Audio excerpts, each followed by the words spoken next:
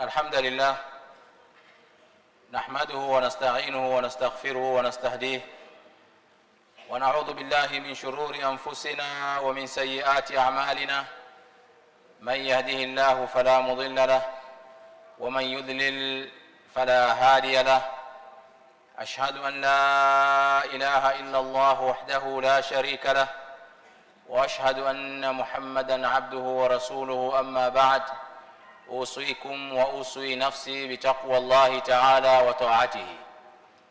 يقول الله تبارك وتعالى في محكم تنزيله: أعوذ بالله من الشيطان الرجيم بسم الله الرحمن الرحيم والفجر وليال عشر. Uzangu Islam, baada ya kumhimidi Allah subhanahu wa ta'ala na kumtakia rehma na amani kiongozi wetu, mwalimu wetu, kipenzi wetu Bwana Mtume Muhammadin sallallahu alayhi wasallam, na wahusieni pamoja na kuhusia nafsi yangu kumcha Allah subhanahu wa ta'ala na kumtii. Ndugu zangu Waislamu, tupo katika miezi mitakatifu, tupo katika miezi ambayo Allah subhanahu wa ta'ala ameijalia kuwa ni miezi ya mfululizo, na ni miezi ambayo tunahimizwa kufanya amali zilizokuwa njema katika miezi hii. Tupo katika miezi mitakatifu mfululizo, mwezi wa Dhulqaada, Dhulhijja na mwezi wa Muharram.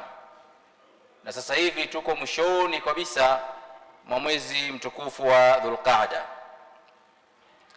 Mwenyezi Mungu Subhanahu wa Ta'ala ametuambia katika Qur'an kuonyesha ubora wa miezi hii.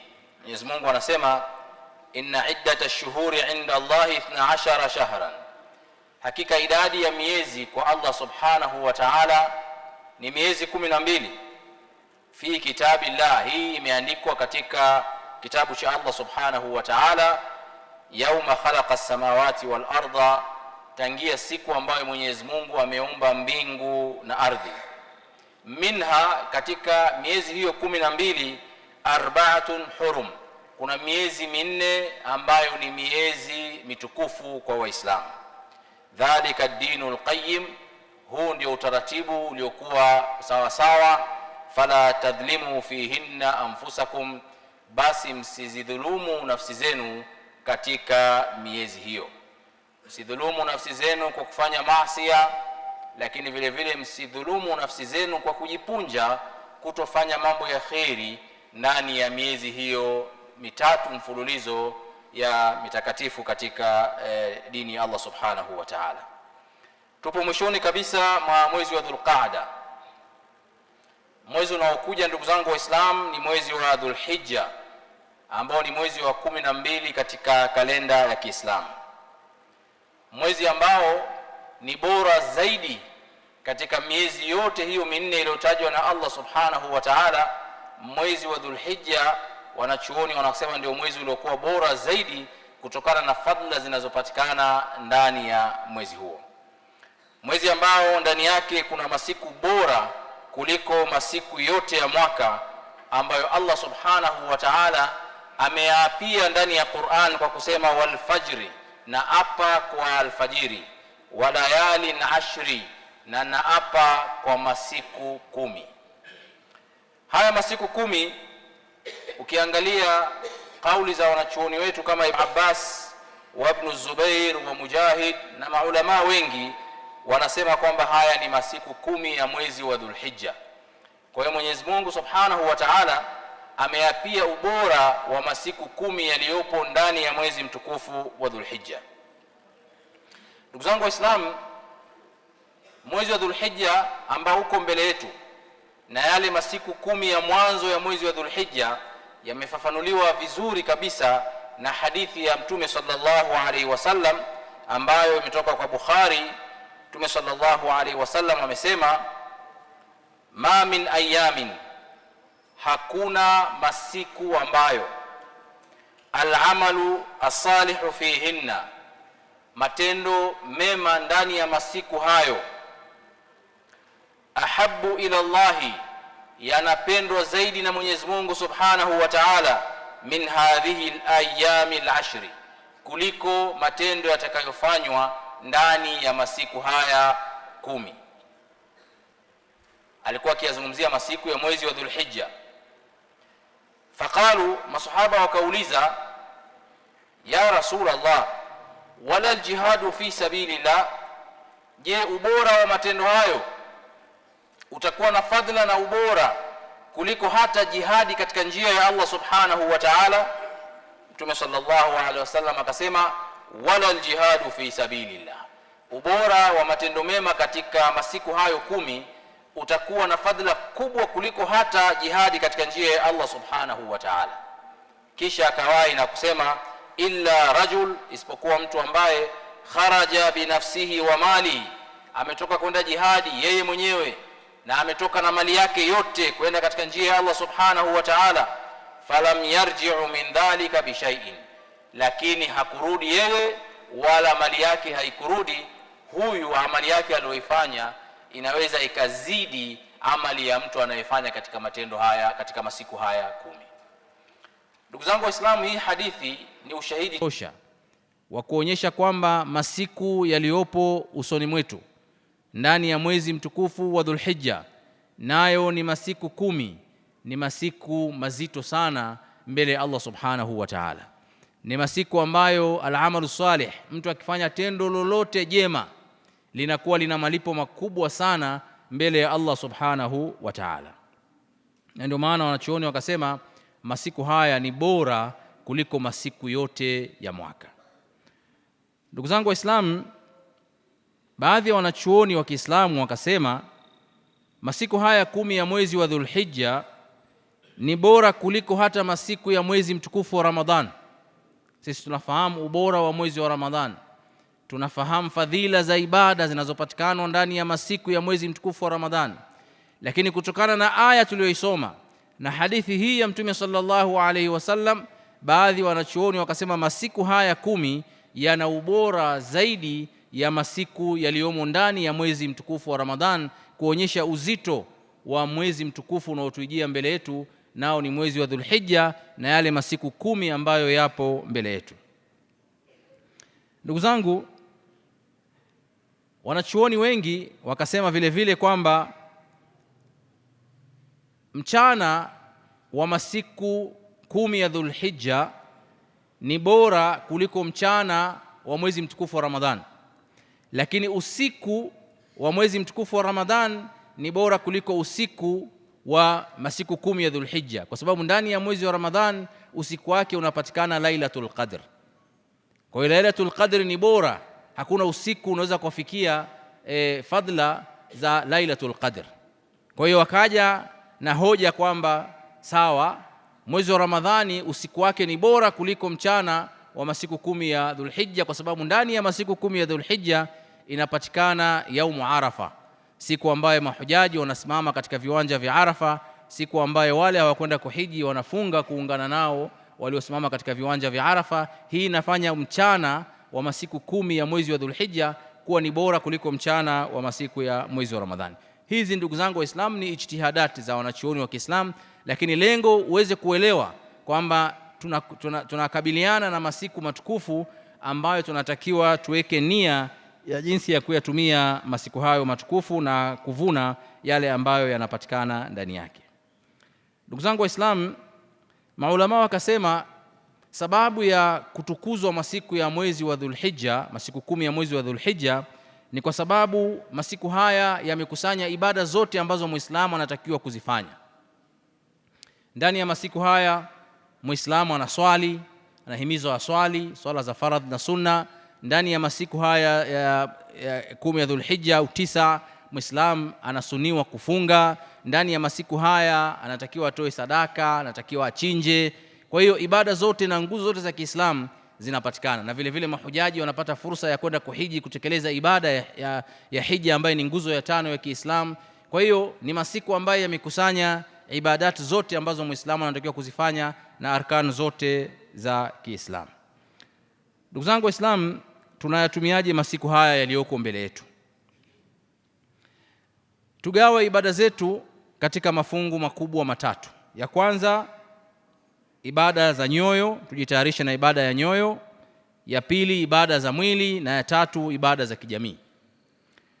Ibada ya nyoyo, kuanzia sasa hivi tuweke nia kwa kumuomba kwanza Allah subhanahu wa ta'ala tufikishe katika mwezi wa Dhulhijja, lakini tuweke nia kwamba tukifika ndani ya mwezi mtukufu wa Dhulhijja tutafanya ibada mbalimbali ambazo lengo lake ni kutukurubisha sisi kwa Allah subhanahu wa ta'ala. Utakapoweka nia hiyo, ina maana kwamba unajitayarisha wewe, unatayarisha moyo wako kuweza kukabiliana na amali njema ambazo zitafanyika na utazifanya ndani ya masiku ya mwezi wa Dhulhijja. Mtume sallallahu alaihi wasallam anasema, innamal a'malu binniyat wa innama likulli imri'in ma nawa, hakika amali zote zitalipwa kwa nia na hakika kila mja atalipwa kwa kile alichokinuia. Kwa hiyo mimi na wewe ndugu yangu Muislamu, tukinuia sasa hivi kwamba kama Allah subhanahu wa ta'ala atatufikisha katika masiku 10 ya mwezi wa Dhulhijja, utaweka programu yako ya kufanya mambo ya kheri katika ibadati mbalimbali kwa ajili ya kupata fadhila ambazo umeelezwa na Mtume sallallahu alaihi wasallam, nia yako itakubaliwa na Allah subhanahu wa ta'ala. Hata ukishindwa kutekeleza kwa njia moja au nyingine, malipo utayapata, kwa sababu kuanzia mwanzo uliweka nia ya kujikurubisha kwa Allah subhanahu wa ta'ala.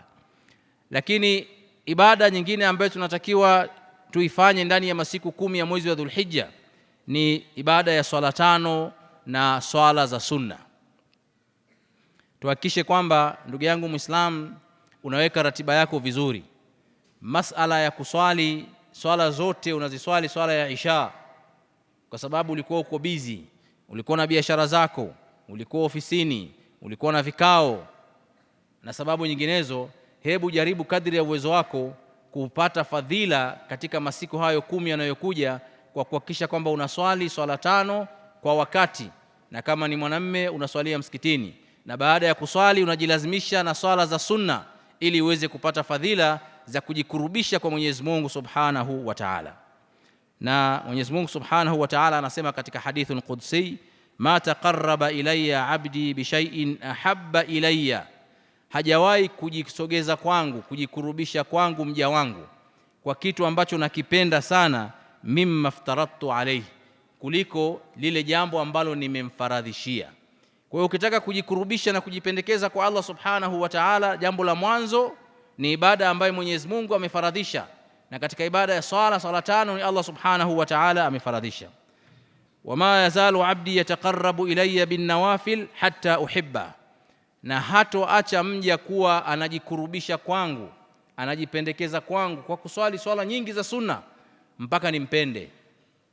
Kwa ili kupata mapenzi ya Allah Subhanahu wa Ta'ala, baada ya kukamilisha swala za faradh, basi jikurubishe kwa Allah Subhanahu wa Ta'ala kwa kuswali swala za sunna.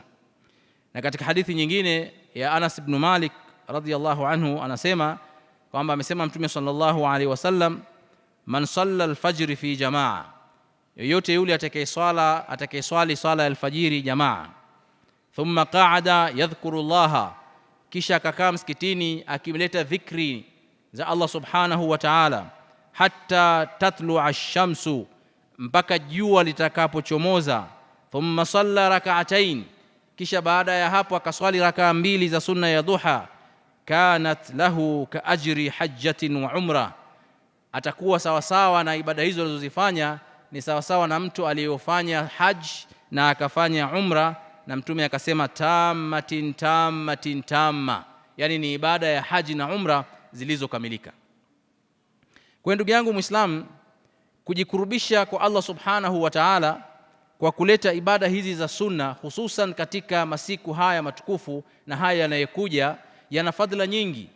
Ni wachache ambao wanapata nafasi ya kwenda umra, ni wachache miongoni mwetu ambao wameitwa na Allah Subhanahu wa Ta'ala kwenda haji. Sasa Mtume sallallahu alaihi wasallam anasema, ukidiriki kuswali jamaa msikitini katika salati al-fajr na usiondoke na ukakaa msikitini ukaleta adhkar, ima ni kusoma Qur'ani au kumsabih Allah Subhanahu wa Ta'ala au kumkabir Allah Subhanahu wa Ta'ala mpaka jua likachomoza, na baada ya jua kuchomoza ukanyanyuka tena ukaswali rakaa 2 za duha, malipo yake ni sawa sawa na mtu ambaye amekwenda haji au amekwenda umra tamma tamma tamma. Mtume sallallahu alaihi wasallam akarudia mara 3 kuonyesha kwamba hutopunjwa hata kitu kidogo yani yule aliyokwenda haji na umra, na wewe thawabu zenu zitakuwa sawa sawa. Lakini hii haikufanyi kwamba usiende haji au usiende umra, la, tunazungumzia fadla ya a'mal ambazo mja anazipata kwa kutekeleza ibada hizi za sunna katika masiku haya matukufu. Jambo la tatu ambalo mimi na wewe ndugu yangu Muislam tunatakiwa tulifanye katika masiku haya matukufu, hususan masiku 10 ya Dhulhijja, ni funga ya sunna, ni kufanya funga ya sunna. Na hii na ushahidi kutoka kwa Mtume sallallahu alayhi wasallam katika hadithi iliyotoka kwa Hunaida ibn Khalid kutoka kwa mke wake, kutoka kwa baadhi ya wake wa Mtume sallallahu alayhi wasallam ambao wamesema kana Rasulullah sallallahu alayhi wasallam yasumu 9 Dhulhijja, alikuwa Mtume sallallahu alayhi wasallam akifunga masiku 9 ya mwezi wa Dhulhijja, lakini vile vile wa yaumu Ashura, akifunga siku ya 10 ya mwezi wa Muharram inaitwa Ashura, wa 3 ayami min kulli shahr, na alikuwa akifunga masiku matatu ya kila mwezi, yale masiku meupe ya kila mwezi 13, 14 na 15, wal ithnain min shahr wal khamis, na vile vile siku ya Jumatatu na siku ya Alhamisi. Hizi ndio funga za sunna alizokuwa akizifunga Mtume sallallahu alaihi wasallam kwa ushahidi ulioelezwa na wake za Mtume sallallahu alaihi wasallam, lakini ndani yake iko funga ya masiku 10 ya Dhulhijja. Kwa hiyo inapoingia mwezi wa Dhulhijja ni bora Muislamu kaweka nia ya kufunga masiku 9, kwa sababu siku ya 10 ni siku ya Eid, huruhusiwi kufunga. Kwa hiyo kuweka nia ya kufunga masiku 9 mpaka siku ya Arafa, wewe uweze kufunga, kuigiza sunna ya Mtume sallallahu alaihi wasallam, lakini vile vile kupata fadhila zinazopatikana katika masiku 10 ya mwezi wa Dhulhijja.